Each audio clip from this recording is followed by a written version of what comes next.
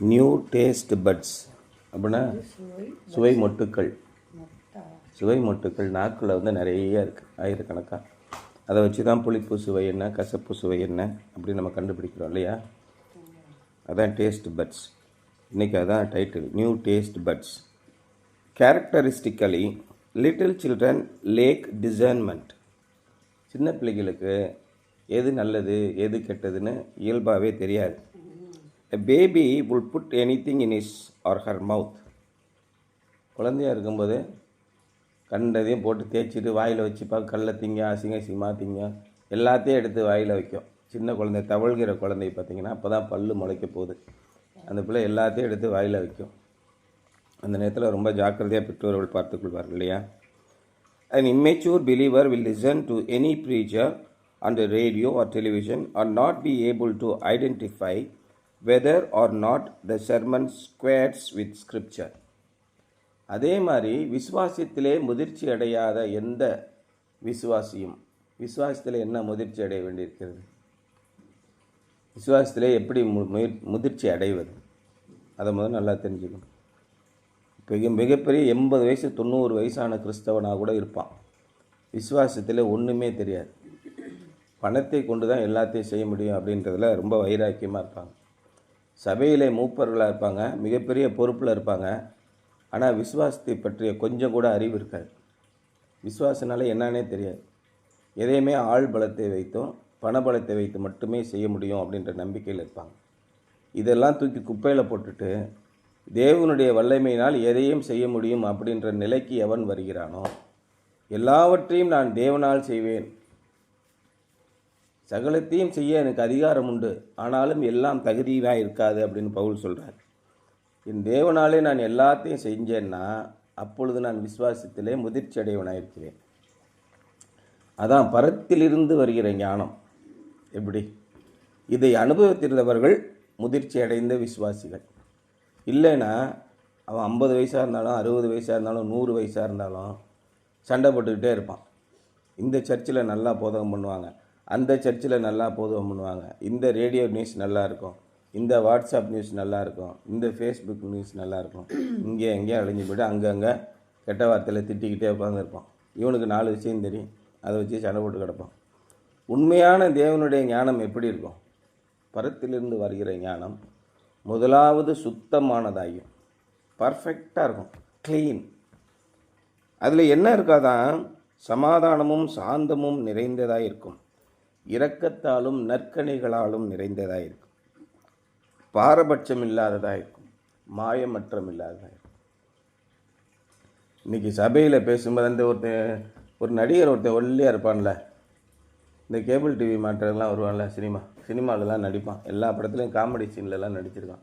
ஒல்லியாக கொச்சி மாதிரி இருப்பான். வையாபுரியில் அவனை மாதிரியே இன்னொருத்தர் இருப்பான். அவன் அன்றைக்கி கிறிஸ்தவ மதத்தில் மாறிட்டாலாம். சாதாரணமாக பேசும்போது சாதாரணமாக இப்படி நையாண்டி பண்ணி நக்கல் பண்ணி சினிமாலெலாம் பேசுவான். அவனுடைய குரல் 1 கோடி பேருக்கு 5 கோடி பேருக்கு தெரியும். கிறிஸ்துவுக்குள்ளே மாறின உடனே, கிறிஸ்துவுக்குள் மாறிய அன்பான சகோதர சகோதரிகளுக்கு இயேசு கிறிஸ்துவின் நாமத்தினாலே ஆசீர்வாதங்களையும் ஸ்தோத்திரங்களையும் தெரிவித்துக் கொள்கிறேன். ஏன் வாயில் விளக்கணையை தட்டி விட்டாங்களா? மாயமற்றதாக இருக்க வேண்டும். பரத்திலிருந்து வருகிற ஞானம். நடிக்காத, இங்கே ஒரு நடிப்பு அங்கே ஒரு நடிப்பு. எதுக்கு? சாதாரணமாக பேசினா உன்னை ஆண்டவர் ஏற்றுக்கொள்ளவில்லையா இல்லை மக்கள் ஏற்றுக்கொள்ளவில்லையா? என்ன பிரச்சனை உனக்கு? அப்போ கிறிஸ்தவனாக மாறிவிட்டால் நான் இப்படி வேஷம் போடணும் அப்படின்ற எண்ணம் உனக்குள்ளே இருந்தால் நீ கிறிஸ்தவனே இல்லை. அப்போ விசுவாசத்தில் இன்னும் முதிர்ச்சி அடையவில்லை. An immature believer will listen to any preacher on the radio or television and not be able to identify whether or not the sermon squares with scripture. இது வேத எழுத்துக்களோடு ஒன்றிய விதத்திலே அவர் சொல்லுகிறாரா என்பது தெரியாது. ஒரு போதகம் எப்படி இருக்க வேண்டும் அப்படின்னு ஒருத்தர் கிளாஸ் எடுத்துக்கிட்டு இருக்கார். போதகத்திலே சிலுவை இருக்க வேண்டும், போதகத்திலே ரத்தம் இருக்க வேண்டும், போதகத்திலே வெங்காயம் இருக்க வேண்டும், போதகத்திலே ஊறுகாய் இருக்க வேண்டும், இப்படி சொல்லிக்கிட்டே வரார். இப்படி தான் போதகம் இருக்குன்னு இயேசு உங்கள்கிட்ட சொல்லிட்டு போனாரா இல்லை ஆண்டவர் சொன்னார் ஃப்ரேம்குள்ளே வச்சார? ஒரு வெங்காயமும் கிடையாது, ஈர வெங்காயமும் கிடையாது. ஒரு கழுதை வந்து பேசுனுச்சு இல்லையா? கழுதை போதகம் பண்ணி இந்த நாய்க்கு சொன்னிச்சு, ஏன்னா முட்டாப்பேலை எதிர்த்தாப்பில் தேவதூதன் இருக்கான், நான் எங்கிட்டயா போகிறது? இந்த கல்லுகளினாலே தேவன் தமக்கு பிள்ளைகளை உண்டு பண்ண வல்லமை உள்ளவராக இருக்கிறார். இப்படி தான் ஃப்ரேம் பண்ணி போதகம் பண்ணணும்ல. தேவன் என்ன சொல்லுகிறாரோ அதை சிம்பிளாக நேற்று படித்தோம்ல, ஸ்பர்ஜன் எப்படி ரட்சிக்கப்பட்டார். எதுக்கும் தகுதி இல்லாத, உருப்படாத, ஒன்றுமே தெரியாத ஒரு நற்செய்தியாளர் நீ இயேசுவை நோக்கி பாருன்னு மட்டும் சொன்னார். அந்த ஒரு வார்த்தை இவருடைய மனதிலே ஆழமாக தைத்தது. அவர் இயேசுவே நோக்கி பார்த்தார். மிகப்பெரிய பிரசங்கியானார். அவராலே அநேக லட்சம் பேர் இயேசுக்குள் வழிநடத்தப்பட்டார். ஒரு போதகம் என்பது இப்படித்தான் இருக்கணும் அவசியம் கிடையாது. அது தேவனுடைய எழுத்துக்களுக்கு ஒத்ததாக இருக்கிறதா, இதை மட்டும்தான் நீங்கள் பார்க்கணும். Just as our physical bodies have senses without which we could not function, so the inner spiritual man has spiritual senses. எல்லாருடைய மனசுக்கும் தெரியும், இது அசுத்த ஆவி, இது அசுத்தமான செய்கை, இது பரிசுத்தமாக தேவனுடைய செய்கை. நம்முடைய மனசுக்குள்ளேருந்தே மனசாட்சி சொல்லும், ஏன் இந்த மாதிரி பண்ணிக்கிட்டு இருக்க. பெற்றோர்கள் எத்தனை முறை சொல்கிறாங்க, ஏன் கேட்காம இருக்க, நீ தவறான வழியிலே போகிறாய் என்று உன்னுடைய மனசாட்சியை உன்னை எச்சரிக்கும். அதான் இயேசு சொன்னார், உன்னுடைய மனசாட்சியை உன்னை குற்றவாளி என்று தீர்த்தார். வேறு சாட்சிகள் தேவைப்படுவது என்ன? ரொம்ப கிளியராக சொல்லிட்டார். இயேசு என்ன சொன்னாரோ அதோடு உங்களுடைய வாழ்க்கை ஒத்திருந்தால் நீங்கள் பர்ஃபெக்டாக இருக்கீங்க. அதோடு அந்த பிரசங்கம் ஒத்திருந்தால் அவர் கரெக்டாக சொல்கிறார். இயேசு சொன்னதுக்கு முரணாக எவனாவது சொல்கிறான்னா அவன் பொய் சொல்கிறான், அவன் மாய்மாலக்காரனாக இருக்கிறான், அவன் பிராடு பயிலாக இருக்கான்னு அர்த்தம். இயேசு எங்கேயாவது ஒரு இடத்துல ஒரு மூட்டை நெல்லை கொண்டு வந்து வைத்தால்தான் 100 மூட்டை விளையும், அதே மாதிரி ஒரு மூட்டை காணிக்கை வைத்தால் 100 மூட்டை விளையும்னு எங்கடா சொல்லியிருக்காரா? அப்போ இவனை எப்படி சொல்லணும்? நம்பர் 1 அயோக்கிய பையன், பிராடு பையன் தானே சொல்லணும். எச்சரிக்கையாக இருங்க. எவனுடையாவது வெள்ளியாவது பொண்ணையாவது நான் வாங்கியிருக்கேனா அப்படின்னு பவுல் கேட்டார். உங்கள் எல்லாருடைய வெள்ளியும் பொண்ணுங்கனால தான் என்னுடைய வாழ்க்கை இன்று நன்றாக இருக்கிறதுன்னு தான் இன்றைய ஊழியக்காரன் சொல்கிறான். பண ஆசை இல்லாதவர்களாக இருங்கன்றான். அநேக போதகர்கள் என்ன சொல்கிறாங்க?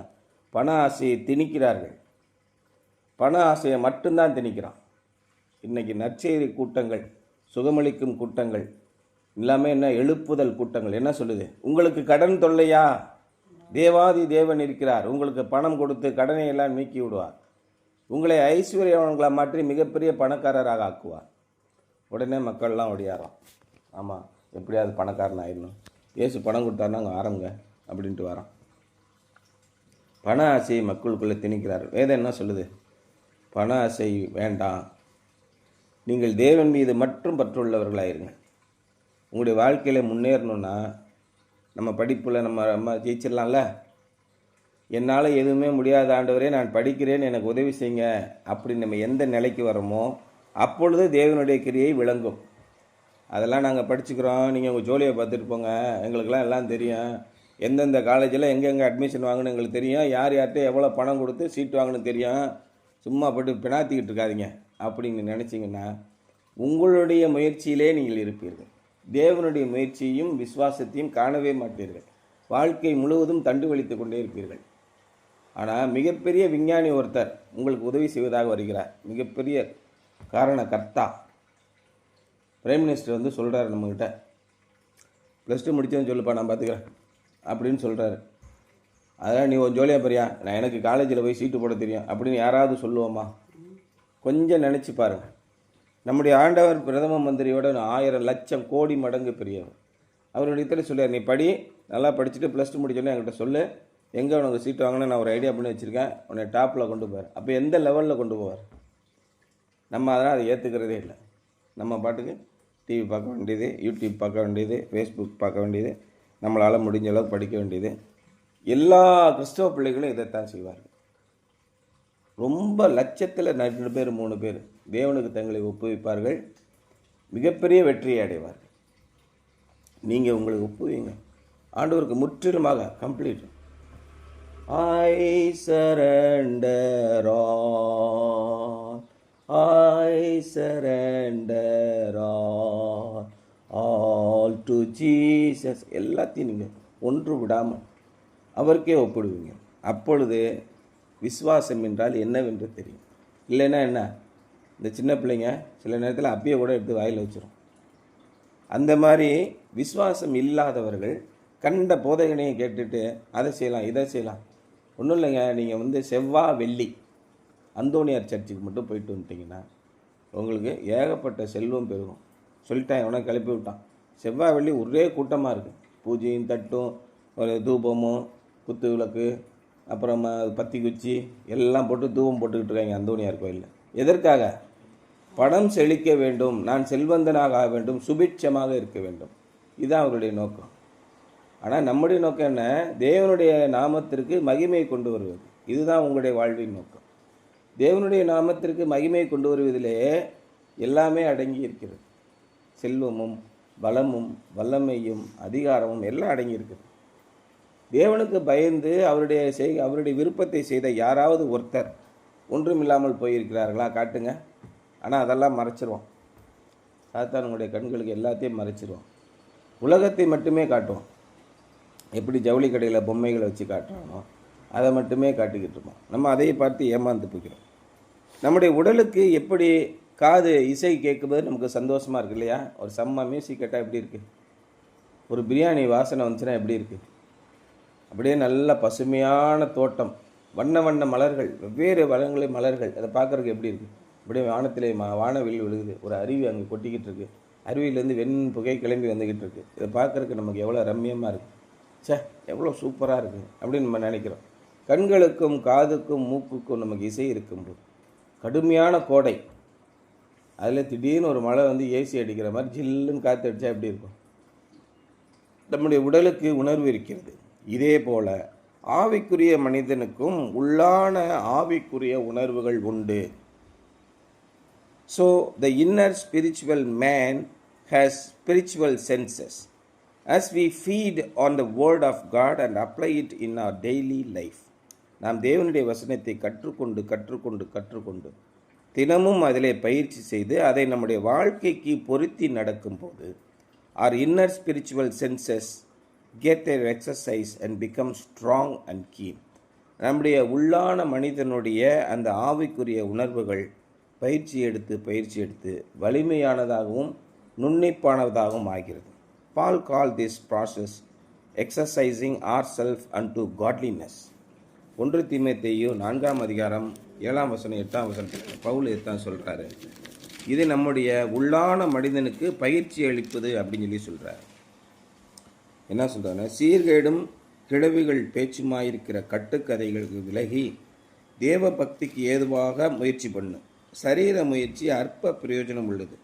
தேவ பக்தியானது இந்த வாழ்விற்கும் இதற்கு பின்வரும் வாழ்விற்கும் வாக்குத்தத்தம் உள்ளதாகியால் எல்லாவற்றிலும் பிரயோஜனம் உள்ளது அப்படின்னு சொல்கிறார். நீங்கள் ஒவ்வொரு நாளும் ஆண்டவருடைய வசனத்தை பயிற்சி செய்யுங்கள். விசுவாசத்திற்குரிய வார்த்தைகளிலும் நீ அனுசரித்த நற்போதகத்திலும் தேறினவனாகி தேவனுடைய வசனத்தை பயிற்சி செய்து நீ போதிக்கிற போதகத்தை மனதிலே திரும்ப சிந்தித்து மேலே வந்தீங்கன்னா அதை உங்களுடைய வாழ்க்கையில் பொறுத்துங்க. உங்களுடைய படிப்பிற்கு தேவனை பக்கத்தில் வைங்க. ஆண்டவரை நோக்கி கூப்பிடுங்க, ஜெபம் பண்ணுங்க. ஒன்றுமே இல்லாதவனை மேலே கொண்டு வர்றது ஆண்டவருடைய வேலை. எல்லாம் தேறி எல்லாம் படித்து நம்பர் 1 இருக்கிறவனை கூப்பிட்டு வந்தால் என்ன ஆகும்? நல்லா யோசனை பண்ணி பாருங்கள். இயேசு 12 பேரை தேர்வு பண்ணார். 12 பேரும் எப்படி? எல்லாம் ஆக்ஸ்போர்டில் படித்தவனுங்க. மக்கு பயிலும் முரட்டு பயிலும் முட்டா பயிலுமா எடுத்தார். கடலில் பிடிச்சவன், அங்கே போய் பிராடி பித்தலாட்டம் பண்ணிக்கிட்டு இருந்தவன் எல்லா பேரும் கூப்பிட்டு வந்து அவங்களுக்கு கற்றுக் கொடுத்தார். அதுக்கப்புறம் ஆண்டவருடைய சபையை எங்கே கட்டினார்? பவுலை வச்சு கட்டுறாரு. முன்னாடியே பவுலை தேர்ந்தெடுத்து கூடையே வச்சுருந்து, பவுலுக்கு அதே வயசு தானே, பேதுரு வயசு தானே, அவனை கூப்பிட்டு வச்சு, தம்பி நல்லா படித்த பையன், நீ அங்கிட்டலாம் போய் இது பண்ணக்கூடாது, வாங்க நம்ம சங்கத்தில் சேருங்க அப்படின்னு சொல்லி வருத்தப்படாத வாலிபர் சங்கத்தில் சேர்த்து அவனுக்கு ட்ரைனிங் கொடுத்து நம்பர் 1 கொண்டிருக்கலாம்ல. இயேசு கிறிஸ்துவின் சிலுவை பாடுகளை உடனிருந்து அனுபவித்தவர் பரிசுத்த பவுல் அப்படின்னு இன்றைக்கி பேர் வந்திருக்கும்ல. ஏன் பவுலை கூப்பிடல? அதெல்லாம் எல்லா ஆணையும் எங்களுக்கு தெரியும். இவனை கூப்பிட்டு வந்தா நான் ஏற்கனவே படித்ததுனால தான் இயேசு யாருன்னு எனக்கு தெரியுமா? புரியுதா? ஒன்றுமில்லாத ஆட்களை வைத்து அவருடைய ராஜ்யத்தை கட்டுவது தான் தேவனுடைய நோக்கம். உங்களுடைய வாழ்க்கையில் எப்பொழுது நீங்கள் வெறுமையும் கந்தையுமாக உணர்கிறீர்களோ அப்பொழுது தேவன் உங்களை தூக்கி எடுப்பார். இல்லையா? நீங்கள் எல்லாவற்றிலும் தேறினவர்கள், எனக்கு எல்லாம் தெரியும்னு எங்கே நினைக்கிறீங்களோ அங்கே தேவனுடைய செய்கையை நீங்கள் பார்க்க மாட்டீங்க. பார்த்துட்டு போட்டியா? எப்பொழுது நாம் ஆண்டவரே என்னால் ஒன்றும் முடியாது நீங்கள் வாங்கன்னு சொல்கிறீங்களோ அப்பொழுது விசுவாசத்தில் நீங்கள் தேறினவன் ஆவீர்கள்.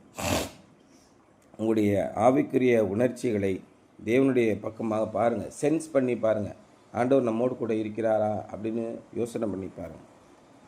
இன்றைக்கி என்ன நமக்கு ஒரு வசனம்னா, சங்கீதம் 34 அதிகாரம் 8 O taste and see that the Lord is good.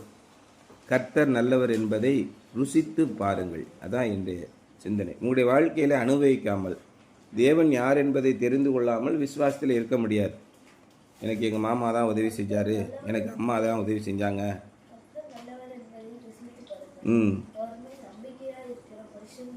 ஆமாம், தேவனுடைய வசனம் ஒவ்வொரு நாளும் உங்களுக்கு கிடைக்க வேண்டும். அது உங்களுடைய மனதை சந்தோஷப்படுத்தணும். இதை நீங்கள் அனுபவிச்சுக்கிட்டே வந்தீங்கன்னா, நாளை 7ஆம் கிளாஸ் 8ஆம் கிளாஸ்லேருந்து ஆண்டவருடைய வசனம் என்கிட்ட பேசலைன்னா அந்த நாள் முழுவதும் எனக்கு நிம்மதியாகவே இருக்காது. ஒவ்வொரு வசனத்தின் மூலமாக ஆண்டவர் பேசுவார். மிக சந்தோஷமான நாட்களாக இருக்கும். எவ்வளவு வறுமை இருந்தாலும் எது இருந்தாலும் நான் ஜெபித்து கொண்டே இருப்பேன். ஒவ்வொரு வசனத்தை கடைசி வரைக்கும் கைவிடவே இல்லை. ஒவ்வொரு நாளும் என்னோடு கூட இருந்தார். இன்றைக்கு வரைக்கும் அற்புதமான காரியங்களை நான் பார்த்து கொண்டே இருக்கிறேன். மிக அற்புதமான காரியங்கள், மனுஷனால் செய்ய முடியாத காரியங்களை.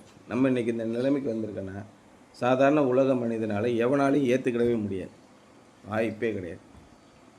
எல்லாரும் ஆச்சரியப்படுறாங்க, எப்படி அவர் இப்படி ஆனார்? அப்படி தான் ஆனார். எல்லாவற்றுக்கும் காரணம் கண்களுக்கு புலப்படாத இறைவனுடைய சக்தி அங்கே இருக்கிறது. நீங்கள் இறைவனை நம்புங்கள். நீங்கள் எப்படி இருக்கணும்?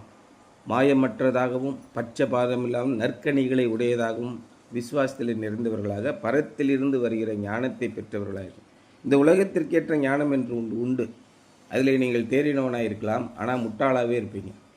பரத்திலிருந்து வருகிற ஞானம் நீங்கள் அடைந்தீர்கள் என்றால் எப்படி இருக்கும்? அருமையாக இருக்கும். இதை எப்படி உணர்ந்து கொள்வது?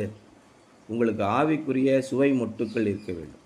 ஆவிக்குரிய விதத்திலே தேவனுடைய செய்கைகளை உணர்ந்து கொள்ளத்தக்கதான ஒரு உணர்வு இருந்தால் நீங்கள் நம்பர் 1 வந்துடுவீங்க. உங்களுடைய வாழ்க்கையில் நீங்கள் அதை மட்டும் கடைப்பிடிங்க. +2 படிக்கும்போது ரொம்ப எச்சரிக்கையாக நீ ஆண்டவரை தேடுங்க. கர்த்தரை தேடி அவருக்கு முதலிடம் கொடுத்தீங்கன்னா அவர் எங்கேயோ உங்களை கொண்டு போவார். கர்த்தருக்கு தேடி முதலிடம் கொடுக்கலன்னா நிச்சயமாக நம்ம வாழ்க்கையின் உச்சத்தை அடைய முடியாது.